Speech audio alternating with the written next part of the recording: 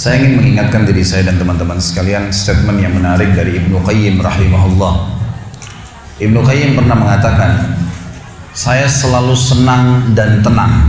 Saya selalu senang dan tenang melalui kehidupan dunia ini karena dua hal. Yang pertama adalah saya selalu senang dan tenang karena saya tahu ajal saya sudah ditentukan oleh Tuhan saya. Maka tidak akan pernah bertambah sesaat dan tidak akan berkurang sesaat. Artinya kalau saya akan meninggal 60 tahun ya 60 tahun. Mau sehat, mau sakit, ya, mau kaya, mau miskin, sudah saatnya mati akan mati. Maka saya tidak perlu repot dengan itu. Saya tinggal mengisi hidup saya dengan kebaikan-kebaikan, tinggalkan keburukan, udah sampai ajal datang.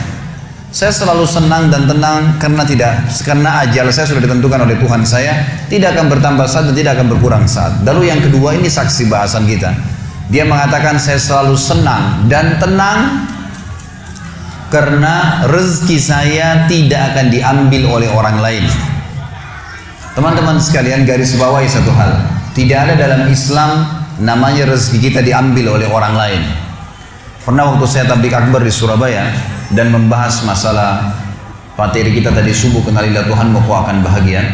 Ada seorang pengusaha muda datang kepada saya dan berkata, Ustaz, saya bersama dengan beberapa teman-teman saya coba untuk melobi masuk ke dalam satu proyek.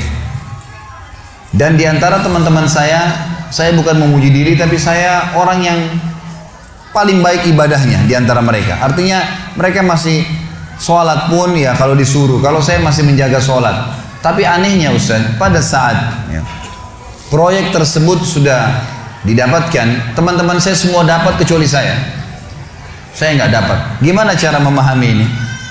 Sementara saya tahu benar bagaimana ibadah mereka yang kurang kepada Allah Subhanahu wa Ta'ala. Lalu saya jawab, itu belum rezeki Anda.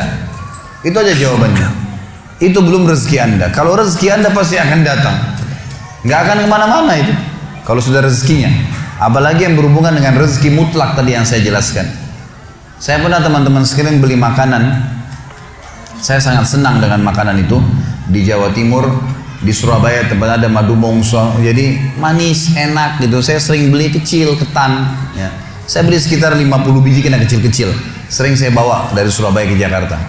Saya sempat beli, kemudian saya sambil nunggu pesawat akan take off 1 jam lagi Surabaya ke Jakarta, saya taruh di lounge, lagi duduk sambil nunggu waktu, saya buka laptop sambil saya ngetik-ngetik ceramah.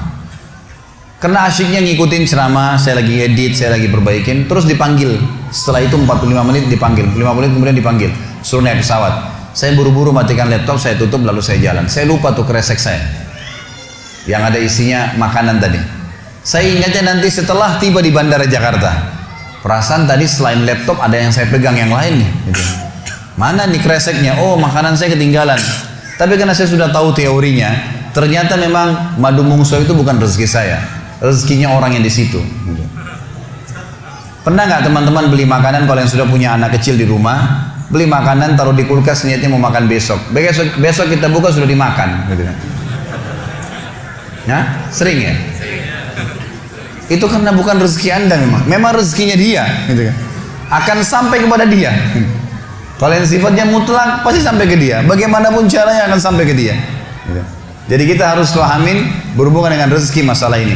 Jadi yakinlah tidak ada rezeki diambil oleh orang lain, tinggal bagaimana kita berusaha punya ilmu kalau ingin kembangkan dan dapat yang ikhtiar lebih banyak lagi, dan syukuri.